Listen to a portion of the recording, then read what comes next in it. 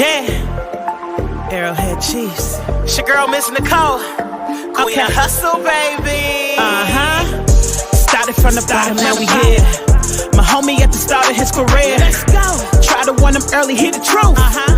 Tune in every Sunday for the juice. Arrowhead Chief Podcast, bringing all the news. If you missed the play, come back for reviews. Quick style. Out here rapping for the crew. Post-game highlights, go subscribe on YouTube. If you missed the play, come back for reviews. Post-game highlights, go subscribe on YouTube.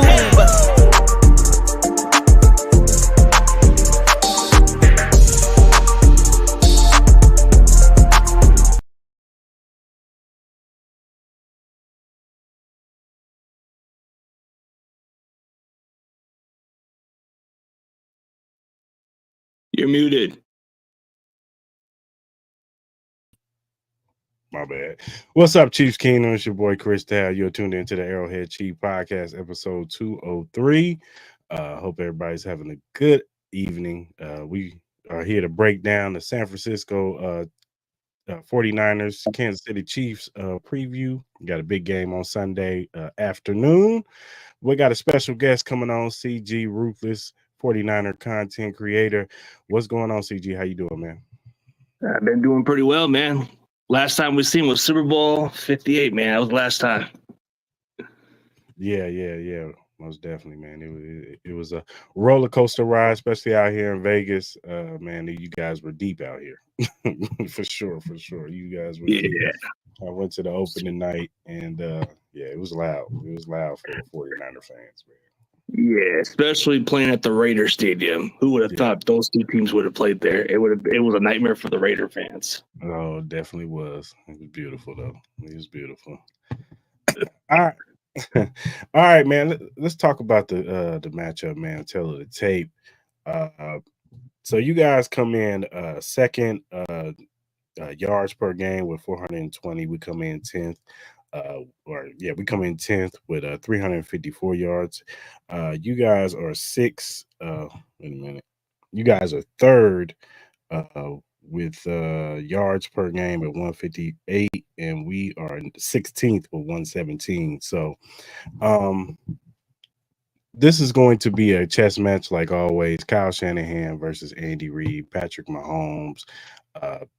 Versus that defense, Fred Warner, you got, Shavarius Ward over there, Nick Bosa, you guys have an all-star cast, Debo Samuels, George Kittle, we got Travis Kelce, we're limping in here a little bit. We don't have Rashee Rice right now. We were supposed to have Hollywood, but he got hurt before the season even started. Isaiah Pacheco's down. So we brought back Kareem Hunt.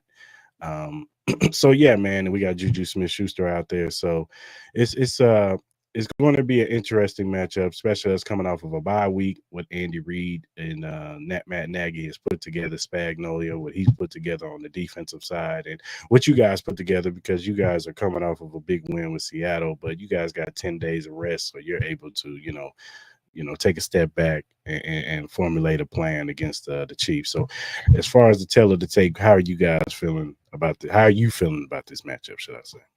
Well, the matchup, like you said, is going to be more of a chess match because your defense is no joke. I think we've been struggling against the coverage that you guys have been running. So it's going to be the most challenging part, but Brock Purdy's had success against some of those type of defense, but that's the tale of the tape. Can we actually beat your guys' kind of coverage? Because I think you guys have done different looks, and I think that's going to be the true test. Yeah, definitely got to do it's going to be, you guys are going to test our corners for sure, because you're going to test the other side with Jalen Watson. He's been playing really good this year. No L'Jarius Sneed, you guys are definitely going to test our coverage. We've been actually really good against the run this year. We're only allowing 84.4 yards per carry this year. So, and you guys, that's your bread and butter, is running the football. Yep. I know Christian McCaffrey has been down, but you guys have Jordan, I think his name is Mason. And last week it was Isaac Grundle, the rookie from Louisville. So you guys just churn out running backs. It's like, I think you guys got like a factory over there in the back somewhere, just churning out guys. And but yeah, our focal point definitely will be to try to stop you, because if you guys get success running the football, that's going to open up everything for Brock Purdy. So that's one thing that, I feel like we gotta stop. We gotta stop that running attack. Yeah. Yeah, that's going to be a true test because if we can get the running game going, then I think we can be able to do more of the play action. But I think, like you just said, the way you guys are able to limit the running game, that's going to be the ultimate challenge. But the most challenging part is going against that offense. I mean, I don't care who you guys got at wide receiver. Mahomes just makes everything out of nothing. So it doesn't matter if it's a guy off the street or if it's a guy in the XFL. As long as Mahomes is his quarterback, he's going to look like a stud out there. Yeah. I mean, yeah. He's definitely hopefully after this bye week, I hope that he, fix some of the things that he's been struggling with. He's been forcing some things, like especially to Kelsey in the middle of the field. He's been missing some guys that are wide open. I know our offensive line hasn't been the great, especially at the tackle position. Jawan Taylor has been a problem with the penalties, the holding, the false starts. So that's something to look out for. And then on the other side, we've got Wanye Morris or Kingsley. I don't know who's going to start on that left side because both of them struggle. I'd rather them just stick with Kingsley because he's a rookie and he has the more upside. So I'd rather them just put him out there and let him just cut his teeth and, just build. Because the only way you're going to get better is if you play. You know what I'm saying? Him sitting on the sideline, that's not going to do nothing for him. So I'd rather them just stick with the rookie because I think they just kind of even out skill-wise. But I think Kingsley has the more upside. So there's going to be interesting to see how we defend against Nick Bosa. Because this is, yeah. Well, Nick Bosa, he's kind of been complaining about the holding and all that other stuff. So I don't know, man. Like things have kind of been like, what you just said. Your offensive line's kind of been suspect. Jawan Taylor has led the lead in holdings and all that other stuff. So it really depends on how you guys hold up.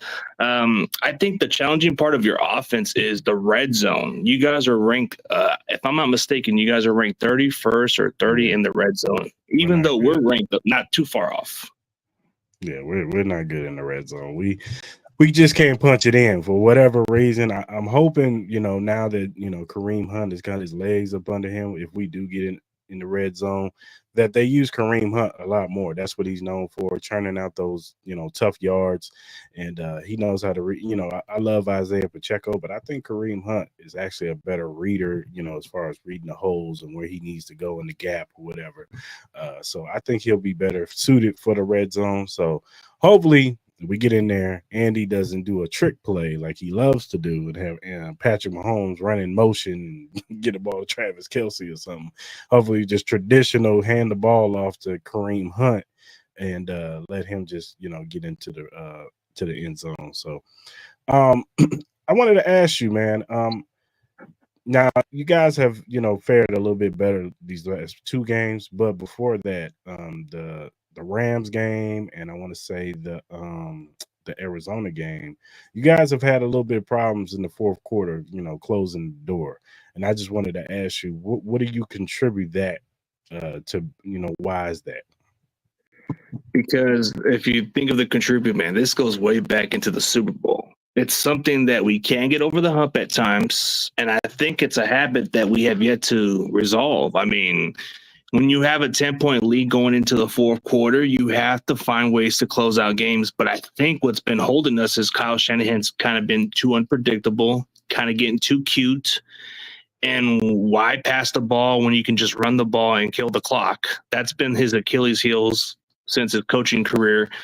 The best way to resolve the issues is if you can just run out the clock or at least have your defense step up at times. But the game against Seattle, the defense played a huge part. Special teams had their moments, but I feel like that was the huge contributor part of why it was the struggles. It was based by our special teams, and our defense just wasn't holding up, and then we weren't able to run out the clock or do anything like what we usually do, like run out the clock in some ways. We didn't do that. We were trying to get too unpredictable. Yeah, for sure.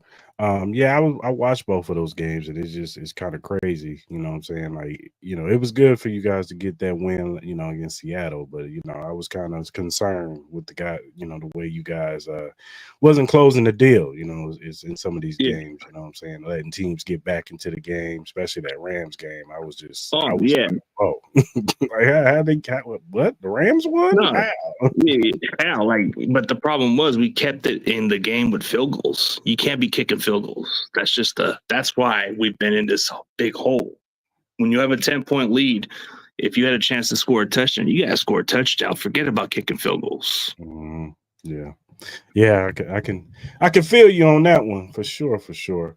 I want to ask you about Kyle Shanahan coming into this season, man. How does how do you guys as a fan base feel about Kyle Shanahan? I still feel like he's one of the better coaches in this league, but I know you can get a little restless with a coach when he gets to the big dance and doesn't deliver for you guys. How are you guys feeling? Are you guys on the hot seat with him? Or you guys like, we still love him, but he's gonna have to start delivering on some of these Super Bowl appearances. Well, there's like I would just say half the percentage of this fan base, half of it, like 50% of this faithful, just want him fired. And you got some of them that are actually kind of just saying, hey, if you fire him, who are you going to replace him with? That kind of argument. And the more he keeps losing or blowing these type of leads, the more they're going to say, hey, we need to fire him. That's where it's at. Like when he wins, you don't hear a word out of these guys the next week. But once Kyle loses or has one of those type of breakdowns, that's when everything starts to point out to him. But I don't think you can't just replace a coach overnight like this guy, man. It's just, yeah, that's just the mindset. Like when he struggles, oh, he's got to go. No, I feel you. Trust me. We won a few Super Bowls, and people will still be looking at Andy like, man, we got time to let him go. He lost his fastball. He's not good. Da, da, da. So it's definitely funny how sometimes a fan base could look at a coach who's, obviously winning, and consistently getting to the, where they need to be, but as far as Kyle Shanahan, I know it could be frustrating. You guys not getting over the hump, as far as winning Super Bowls. Yeah, I can acknowledge the fact he hasn't got it done. Like, I'm not delusional like those other Niner fans. Like, I am remaining faithful and optimistic about it. But at the same time, we wouldn't be where we're at if it wasn't for him. He gets the good coaching staff. He gets the players in the draft that we need. I mean, how does he make this Mr. Irrelevant into a relevant quarterback? I mean, it takes a skill to make somebody special, at least. I mean, look at George Kittle. 5th round pick makes this guy was like he wasn't quite much in college. Now he's one of the top 2 or 3 tight ends in football. So it's all credit to Kyle Shanahan, how he makes the most out of his talent. I mean, Jordan Mason, undrafted, he's like second in the NFL in rushing. I mean, Juwan Jennings, 7th round pick. Can I go on? But yeah, that's what I'm saying, dude. Like, cut some slack on Kyle a little bit is what I would say. No, I hear you. All right, let's talk about Brock Purdy, man. He's actually having a really good season. I think he's 2nd in the league in passing and like 9th in the league in touchdowns. He's actually he looks like he's improved and took that next step in this offense. He looks real comfortable in this offense. But I wanted to know how you guys are feeling about Brock Purdy. Are you excited? Do you feel like do you guys want to re-sign him after this season? Like, how are you guys feeling about Brock Purdy?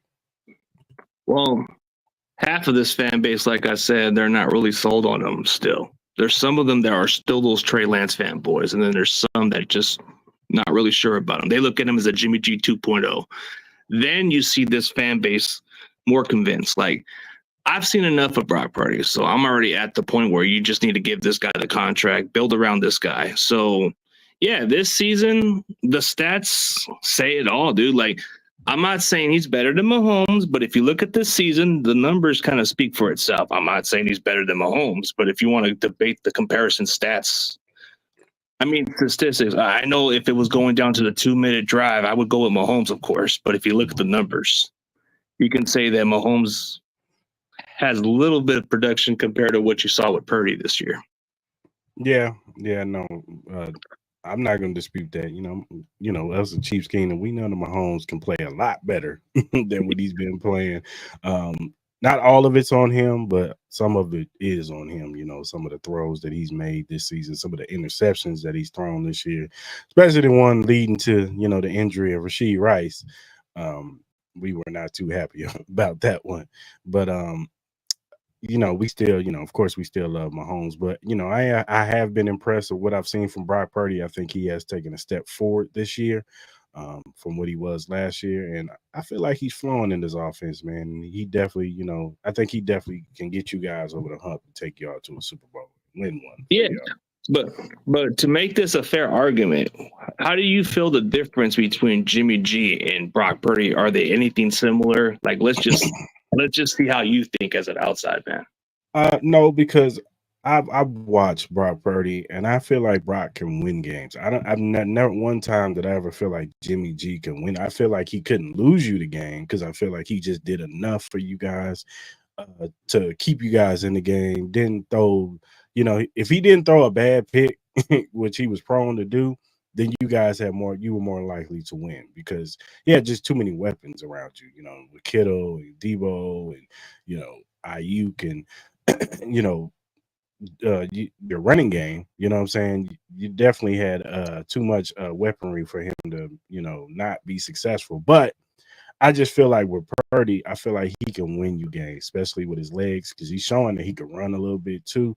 But he can throw the football down the field, and he's very accurate, you know what I'm saying? And you never see him really get rattled. Like there was times where you saw Jimmy G get rattled. Like I don't see Brock Purdy really getting rattled. I don't see him like sitting in the pocket like with a deer in headlights look. Like he looks like he's operating and moving down the field with this offense. So I think that's the difference between him and Jimmy G for sure. Yeah, I just wanted to silence those other Niner fans who think that way. They just keep saying there's nothing alike between those two guys. What's up, Eddie? Yeah, good Seahawks buddy. Yeah, I mean, we all know Mahomes is special. We know what he's capable of. I mean, this is no surprise. I think last year that Mahomes had a little bit of a down year, but he still won the Super Bowl. So I don't have no doubt on Mahomes. I just feel like you guys will figure it out, get it together late in the season. Yeah, for sure. So Brandon Ayuk, I want to talk about him. Okay. He held out. Training camp. Didn't show up. He wanted his money, which, I feel like he deserved his money. He more than proved that he was a good, very good wide receiver. But I feel like, maybe, it's the rust. Maybe, he's not really gotten football shape yet. He had one good game. I think it was against Arizona. I think he had a good game. Yeah, Cardinals. Yeah. But other than that, he hasn't really had the year that you guys, come to expect from Ayuk. And I just wanted to know how you guys are feeling about Ayuk. Are you disappointed? Are you guys just wait and see? Like he's just getting revved up? How are you guys feeling? I think there's a lot of them kind of disappointed, but at the same time, when you miss so much of training camp and all that stuff, that can be rust. And I think maybe late in the season, he is going to shake off the rust and start playing the same way as he's played. But you're expecting this because if you've missed some significant time during the offseason stuff, that's going to affect the way you play.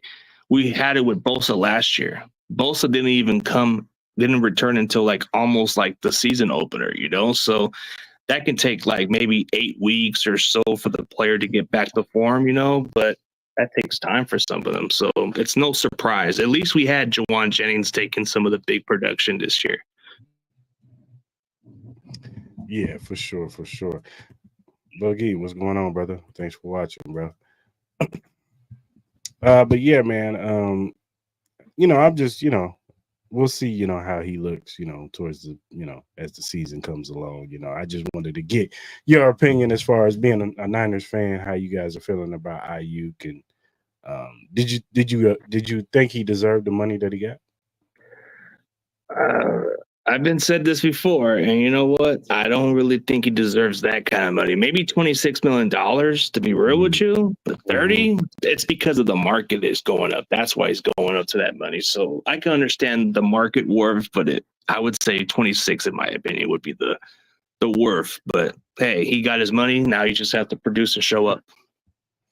Yeah, it's the salary cut, man. That money's going up Yeah. every year. It's getting bigger because NFL is making, money or hand over fist right now. So that salary cap is going way up, and these wide receivers are getting paid. But I'm interested to see if this wide receiver caps out because there's so many wide receivers that come out in the draft, and there's so many good ones that it starts getting treated like running back in a minute because there's so many of them that comes out because they come out good because there's so many 7-on-7 leagues nowadays, and these guys are coming out of college ready, already pro ready, running routes and all this good stuff. So you can get your good wide receiver in the second, third, fourth round nowadays, and he could be a starter. And GMs might catch on to that and be like, why would I pay him when I can just get me a guy? So. I'm just interested to see how that looks, probably like 3-4 years from now. Yeah, because of the performance, that's how they can increase their salary, of course. I mean, you look at guys like you look at Kansas City, like at least you guys don't have to go through paying a wide receiver that kind of money. I mean, you got Rashid Rice for at least 2 more years of his rookie deal. And then you got one of my favorite receivers that I got from the draft that's from my city, actually. Xavier Worthy is one of the fastest receivers, kind of gives me that Tyreek Hill vibes a little bit. I played with his dad in the minor leagues, so okay. It comes from the same genes. I mean, I don't think he's ever mentioned his father, but I've been told that that's his son. So the speed of the genes, it comes with the same territory, man. Oh, okay. Yeah. Yeah, for sure. I wanted to get your thoughts on the NFC West, man. How are you feeling about the whole, division as a whole, man? Who do you feel is your biggest threat in the division? Do you feel like it's a threat in the division? Or how you feel about the other teams in the NFC West? Well, if I'm being honest about this NFC West, I think it's pretty much the weakest it's been this year. I mean, if we're looking for a legitimate threat, well, that team is actually 1-4. So I don't know. I don't know about the Rams. I mean, if they can get it together, they might be our legitimate threat. Seattle, I've seen what I've seen from Seattle. If they can adjust and get it together, maybe. Arizona, for whatever reason, I'm just not seeing it from right off the start. But, they might surprise people. But I just think the only team that's in our way that could be a threat is the Rams. But I think that's the least of my concern. Maybe the Seahawks if they get it together. But I think Seattle would probably be the closest. Yeah, I think the Rams it's injuries with them. They deal with so many injuries a year. If they, hopefully they can get Cooper Kupp and Puka Nacua back and see how that looks with, their full array of weapons on the offensive side. I know their defense is pretty young too. They got a lot of young parts. Losing Aaron Donald, that's a big transition for them too.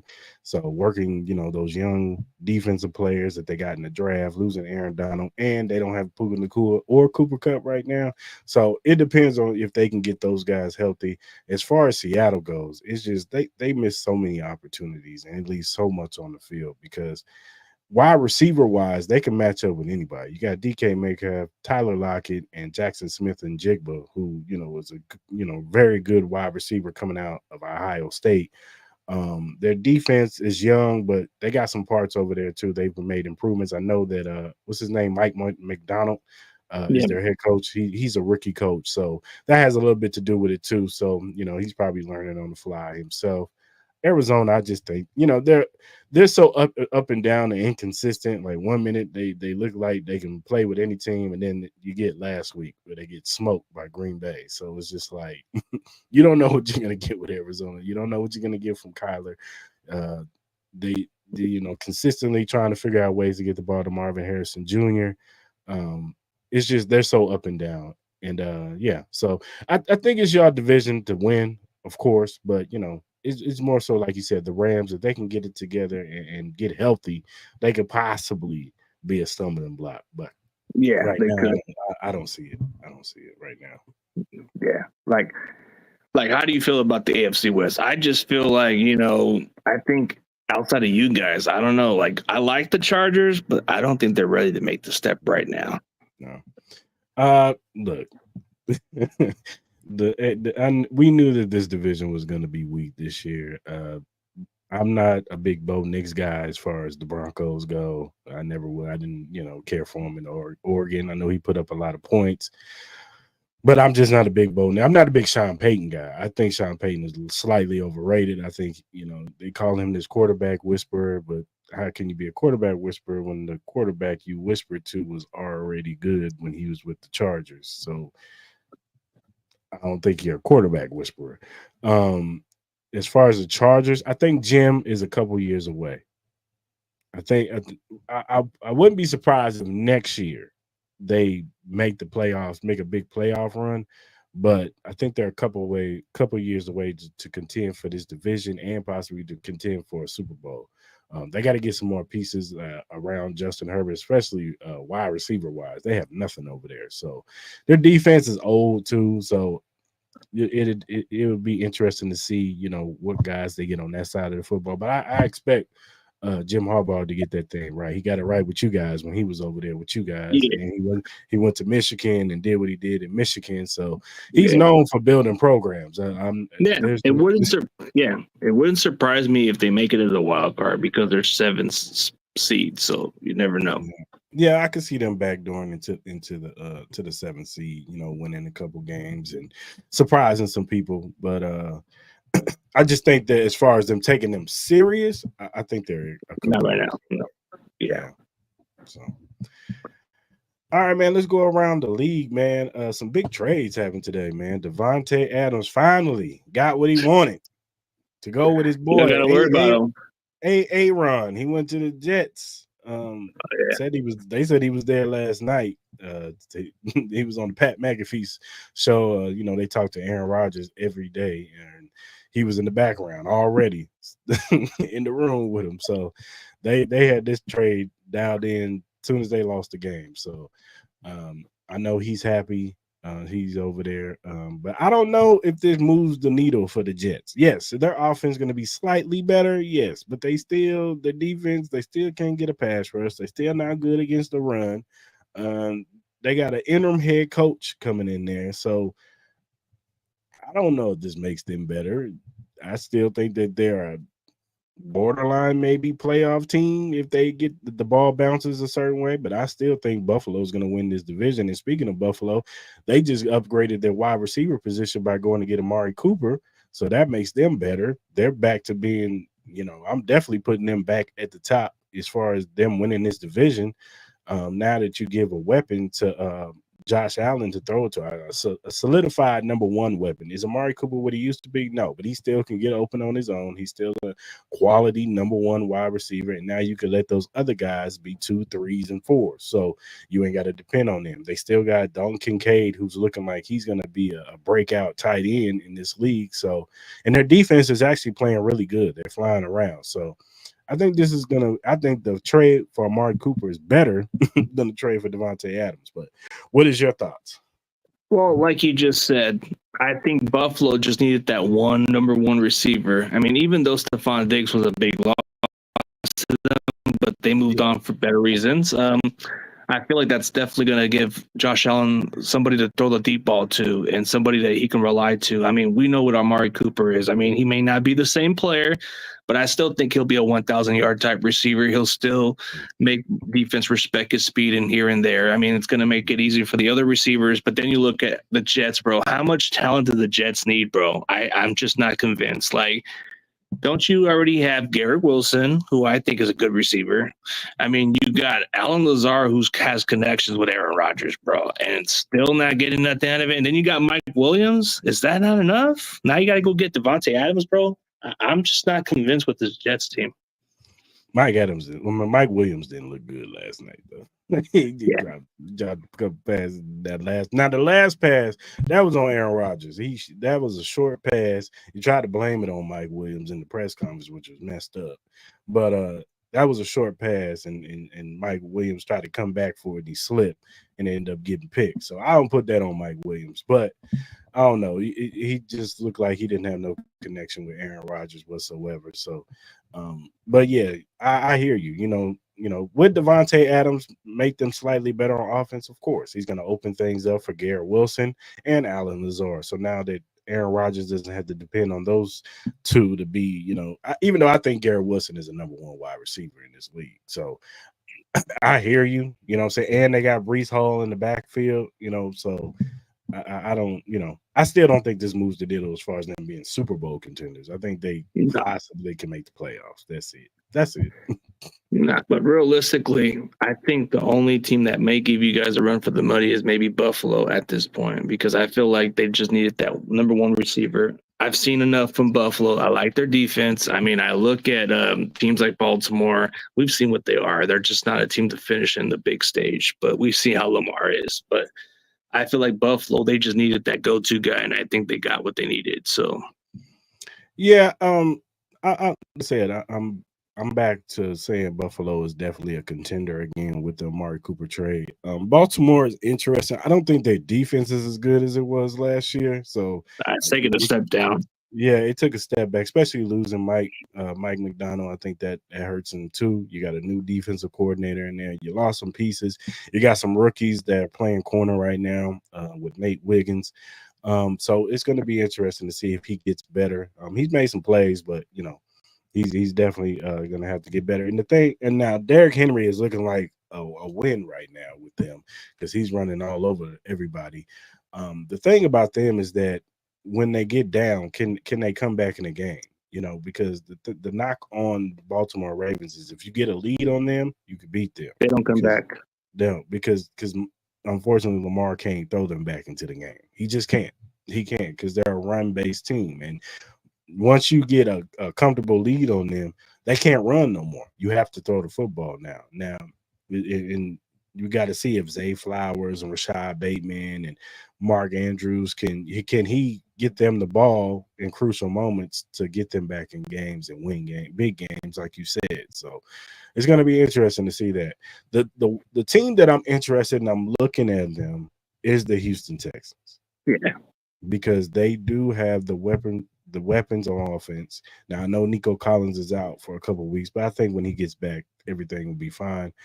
I think they're still fine with Stephon Diggs and Tank Dell. And then Joe Mixon was a huge addition for that Texans team. That offense, yeah. That's what they needed last year. They didn't have no running game last year. They were really one-dimensional last year. So yeah. Joe Mixon does give him something they've been lacking, but the knock on Joe Mixon was durability coming out of Cincinnati. Yeah. So he's an all-purpose kind of guy. He can catch the ball at the backfield too, and he can do a little bit of everything. So we'll definitely see how it plays out, man. Houston, I do like what I've seen from them so far, but are they the kind of team that could take the next step? I have to see, man. Can you guys get past Baltimore? Yeah. Well, yeah, definitely. They definitely have to, and I think they play Baltimore this year too. So they're gonna definitely have to prove it against the top tier teams. But as far as on paper, I think they, I love CJ Stroud. I think he's a really good quarterback. Special. Yeah, he's really good. But outside of that, I don't really see, Baltimore, Buffalo, and the Texans really are the only true standouts as far as the AFC goes. Cincinnati, their defense is terrible. They're not. They got to get hot, or else it's over for them. Yeah. Their defense is terrible. They probably should have lost Sunday night if Daniel Jones was worth anything. They probably would have lost. But he's terrible. Paying a guy $46 million to be your quarterback for the Giants, man. Come on, he looks like Jim Carrey, man. Come on. Yeah, he's terrible. He's bad. Who is your guys? Who do you feel is your guys' biggest threat in the NFC as a whole? Our biggest threat. Everybody keeps talking about Minnesota. I'm not really convinced with them, like everybody says, bro. If I'm looking at the biggest threat, it's the Detroit Lions. I just think Detroit's making big strides. Okay, so minus Aiden Hutchinson, I still think the Lions are that team. I mean, they'll probably make a move to go get a pass rusher, I'm sure. But I look at the Lions as that legitimate threat. If the Vikings are for real, let's see how they test later in the season before I even come to my conclusion. But I just think Detroit is our biggest threat. You can look at a team like Green Bay, if they can make strides. but for whatever reason, we just tend to have their number. The Atlanta Falcons are like the sleeper, but I don't know if they're real. I like Tampa Bay. Tampa Bay has that little bit of that competitive edge that I'm kind of concerned about a little bit. But I think those are the only competition I look at. Can the Rams actually turn it around? I don't know, but I think our toughest competition in our conference is the Lions and maybe the Bucks. Yeah, I like both of those teams. Lions definitely. Now, Aiden Hutchinson was a big blow to them. I do think that before the trade deadline, they'll probably go get look for somebody like a Trey Hendrickson who's on the Bengals. Maybe the Bengals are not doing too good, and possibly they go get him. I know he was complaining about getting a contract extension too, so that could possibly be something.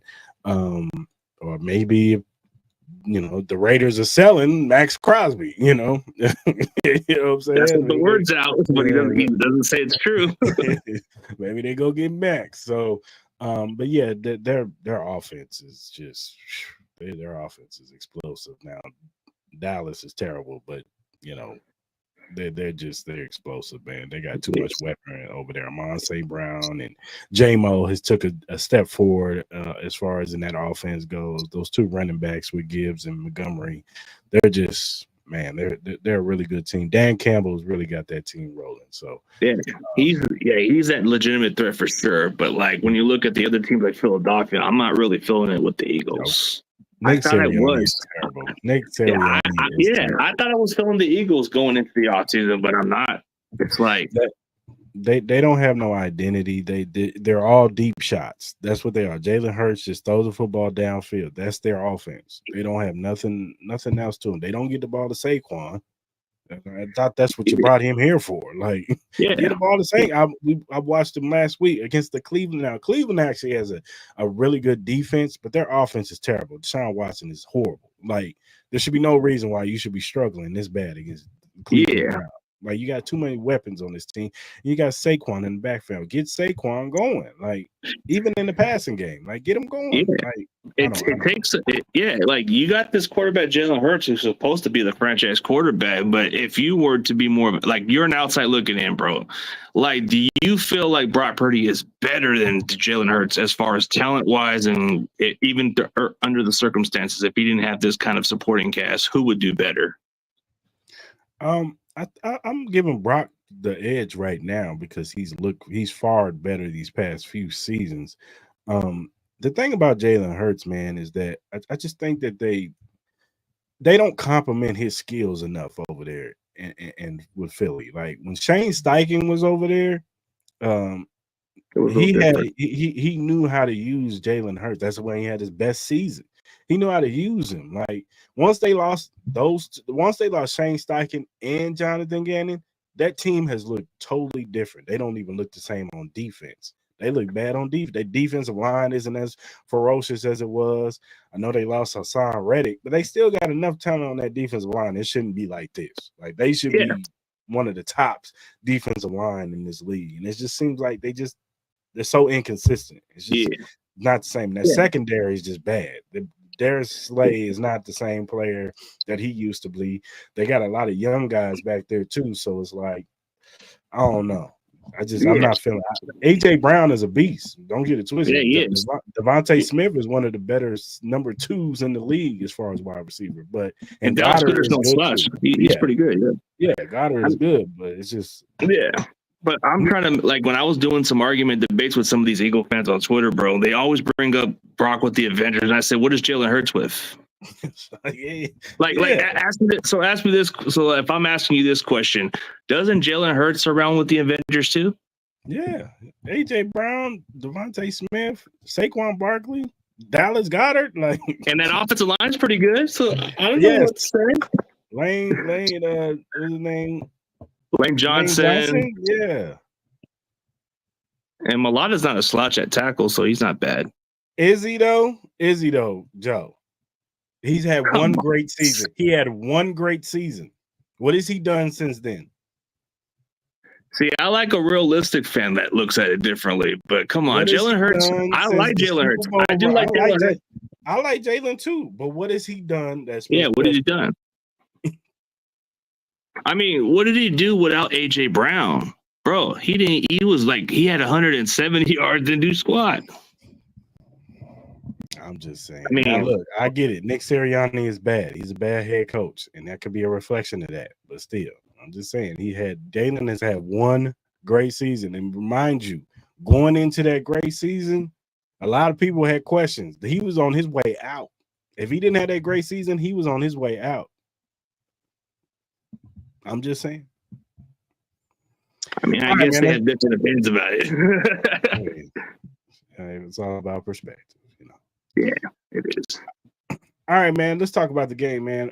Who are some players on the Niners that we should watch out for? I mean, you guys are mostly going to try to focus on Debo and Ayuk, but I think the one guy you need to watch out for is number 15, Juwan Jennings. That's the guy you need to look out for. He could have been the Super Bowl MVP if you guys would have just blew that game. yeah, for sure. He was killing us. He was killing us. What about on defense? Okay, so on defense, man, like you know, everybody's going to focus more on Bosa, but I feel like you guys need to pay more attention to Malik Collins, bro. This guy is very disruptive. Like I'm not going to talk over and get a little cocky, but I think he's an upgrade over Armstead. Like he's kind of brought a different presence to this defense. Like if you see him go one-on-one with some of these offensive linemen or double block, bro, he's beating those blocks. I think that's a guy you got to watch out for. He's going to create some pressure up front to your quarterback. More for his team than Brock. What do you mean, Joe? They both been to one Super Bowl. So how he do more? He didn't do more. Well, when AJ Brown was out, what did he do without AJ Brown? They both been to the same amount of Super Bowls. So how has Jalen Hurts done more? He went to the Super Bowl before Brock went last year. Like, but to be fair, Brock was not even playing a full season. Yeah, so I don't know. I mean, we can argue the year that they went to the Super Bowl. Yeah, and I can debate because I'm an Oklahoma Sooners fan, and I've seen nothing spectacular with Jalen Hurts, bro. He didn't even take us to the playoffs, and Brock Purdy's actually gave us some problems as a Sooners fan. So he even played with scrub receivers at Iowa State, bro. A running back was just all they had was Bryce Hall, the tight end, and the receivers weren't all that, dude. So Brock Purdy was playing around less talent and still was the most winningest quarterback in Iowa State history. If that doesn't say enough, then I don't know what is, bro. Yeah. Sometimes these scouts get it wrong. Yeah. And I can speak on it because I'm a Sooners fan, bro. Hurts wasn't all that, bro. I mean, Kyler Murray, that dude's raw. Oh, yeah, he was good at Oklahoma. It's on a bad football team, but he's raw. Mm-hmm. So 49ers on offense, what do you guys have to do if you want to win this game? I think we just got to find ways to run the clock on you guys because that's been our biggest, worst enemy is giving you guys some time on the clock. And that gives Mahomes time to march down the field and make a comeback or either just make this game into his favor. So if we can run the clock well and run the ball well, we can take some time off the field for your offense. That would be the main key. Yeah, for sure. And I would say if you know, on defense, Chris Jones is going to have to be disruptive, like he be himself. And we're going to have to, be stout against this run like we've been all season so far. I feel like if we could, minimize the running attack, I think we could possibly be successful, especially on defense against you guys, and force Brock Purdy to possibly turn the football over, to forcing it into some of these wide receiver hands. So I feel like that's the key, especially, Chris. Everything starts with Chris Jones for sure. So. Yeah, and that's the huge factor of what got you guys to win the Super Bowl in the first place because Chris Jones was that disruptive guy. And I think the previous years, that was our issue was we didn't have that kind of offensive lineman to hold up on Chris Jones. Like we had the likes of Mike Person, who wasn't all that. I mean, our backup center, Ben Garland and those other guys, it wasn't quite a good matchup. And then you had Jake Brendel and even Spencer Burford had those miscommunication. I thought Feliciano was doing a pretty good job until he got hurt. But otherwise, Chris Jones has been a problem for years. Yeah, for sure.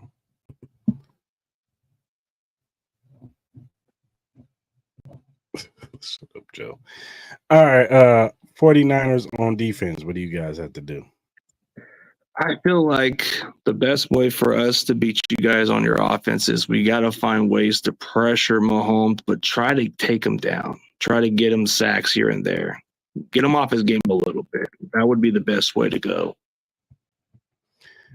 And I would say on offense, we gotta run the football, man. We gotta run the football. Kareem Hunt, Carson Steele, and Samaje Perine, they're gonna have to be that three-headed monster that they are. You know, Kareem Hunt, he's gonna pound the rock. You know, if he's getting 3 to 4 yards here and there, nicking you guys, getting you guys tired, because nobody wants to tackle Kareem Hunt because he's a big load. So Yeah, if we can get you, yeah, we can get you guys tired and possibly open things up. Get Xavier Worthy, possibly hit him on the deep shot down the field. And Travis Kelce work the middle. Him and Juju work in the middle. I think that's going to be key. I think you can see a lot of 12, 13 personnel with tight end, 2 tight end sets, 3 tight end sets. So I think you're going to see that. Noah Gray is probably going to be key in this game too. So definitely.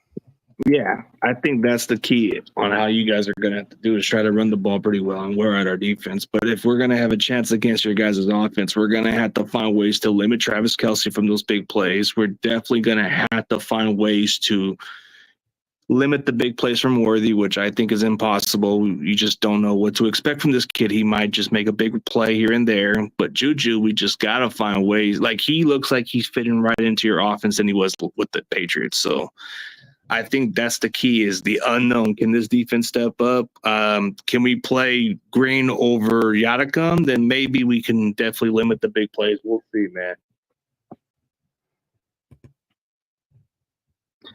Hey, man. What? I mean, dude, I mean, everything, like, you know, everybody has an opinion how the game was played out. But if I'm being honest with you, Super Bowl 50 was played down the middle. So it didn't really have no factor. It was just mostly on Kyle's mistakes, the special teams. I mean, it was pretty fair no matter how you look at it. But I think this Sunday we'll get a different tale of what happens from here. Yeah, for sure. For sure. I hate you, Joe. So let me ask you a question, just to be kind of funny and hypothetically. So is Bill Vinovich coming from this game or no? I don't know. I just thought it would be kind of a good joke to bring up. And I don't know, bro. Like, I don't even know who the official is, and I don't even know if Taylor Swift's going to be out there. So I don't know. So was Bill Vinovich a referee that always mess y'all over or something? It seems like that's the trend, but I don't think that's the case, bro. I think we just shot ourselves in the foot, if I'm being honest.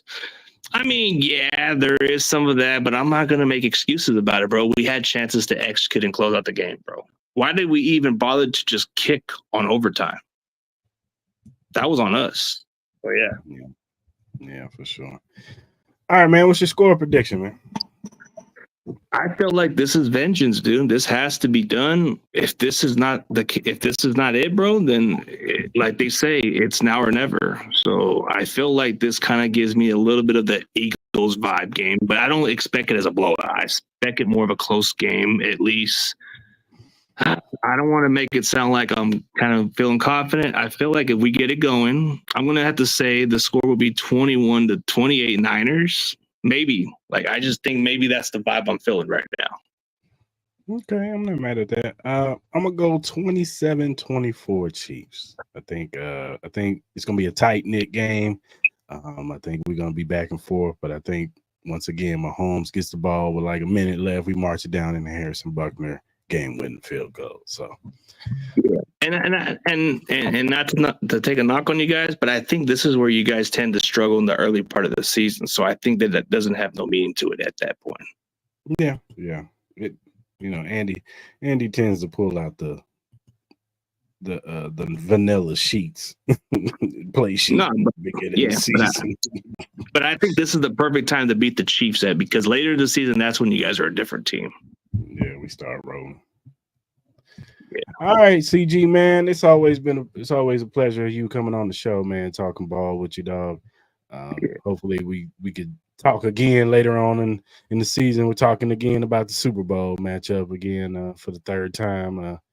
Good luck for after this game. Good luck for the rest of the season, man. Hope Good you luck. guys Same to you, man. successful, and like I said, I hope we meet each other again, man. Hopefully, Super Bowl 59, man. We'll see. All right, man. All right, brother. Appreciate you. All right, salute, bro. Peace.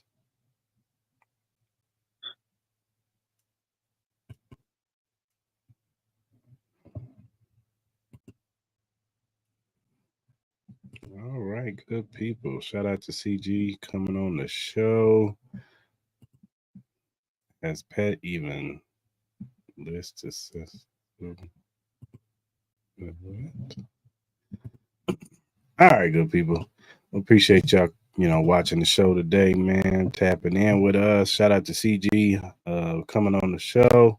Talking ball, man. It's always good to get this dude to come on and talk ball with us and talk Chiefs and Niners, man. And I see the comment section getting hot and heavy with the referee talk, man. Look, bro, the check is cleared. Taylor Swift is in the building. Ooh.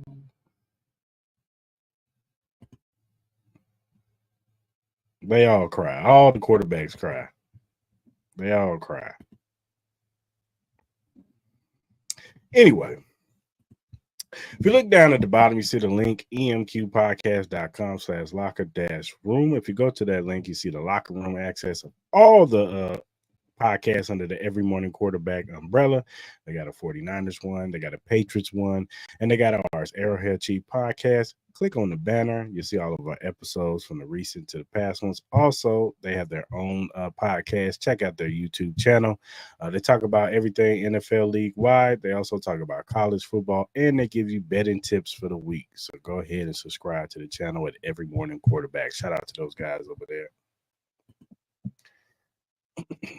And whatever streaming platform you use, whether it be Spotify, Apple, Google, Amazon, iHeartRadio, whatever you use to listen to your podcast on, the Arrowhead Chief Podcast is on there. Also, if you're a first-time watcher on YouTube, hit that subscribe button, hit that like button, hit that notification button. So when we go live, usually Tuesdays at about 12 p.m. or 12 p.m. Pacific Central Standard Time. Sometimes we go a little later on Tuesdays, but hit that notification button so you'll get the notification when we do go live on Tuesdays, and you can jump in the comment section. And like my guy Joe, he's always a faithful. He's always in the comment section. And I got my guy Brian. He always slides through. Boogie, a few others come through and talk Chiefs with us, and we want to hear from you guys. About some of the games that we talk about as far as the Chiefs go, and other things that we talk about in the NFL. So yeah, go ahead and subscribe to the channel.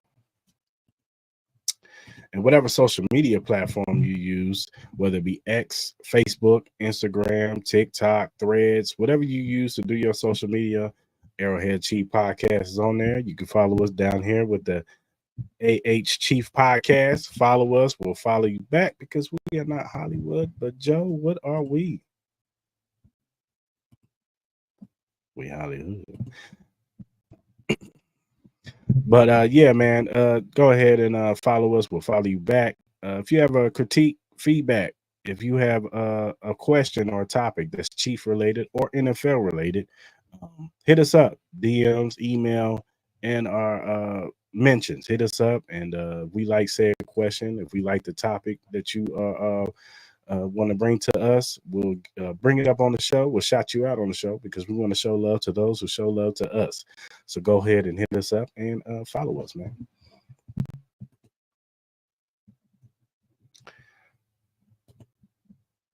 My guy Brian, what's up, brother? Also, Chiefs Kingdom, we got the Arrowhead Chief Podcast t-shirts. We got the black ones, we got the white, gray, and the red ones. Go to any of our social media platforms, click on the link. $25, plus shipping. It's probably round up to like $29. But go and get your shirt, man. Show your support for the podcast, man. And yeah, man, go get your shirt. All right, good people. Until next time. Hope you guys have a good rest of your week. Hopefully, we are celebrating a Chiefs win next week as we talk about it. Me, Clarence, and Mark should be back next week. So until then, we out.